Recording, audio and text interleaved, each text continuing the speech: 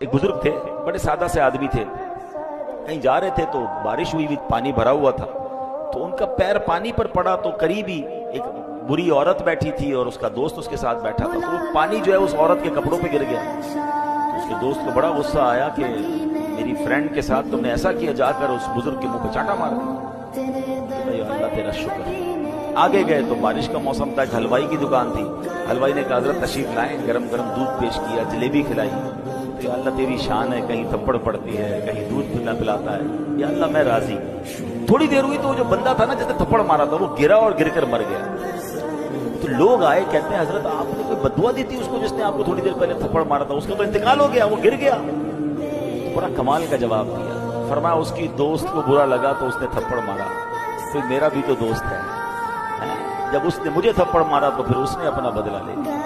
یہ غریب اور مسکین لوگ ہمارا بگاڑ بظاہر کچھ نہیں سکتے، مگر اللہ پھر جب ان کی طرف سے بدلہ لیتا ہے نا تو ظالم بچتا نہیں ہے۔ تو اللہ کتنا ہی بڑا مقام آپ کو کیوں نہ دے دے، کتنے بڑے مکان اور گھر اور گاڑیاں کیوں نہ دے دے، اسٹیٹس کیوں نہ دے دے، کبھی کسی غریب کو پیر کی جوتی مت سمجھ۔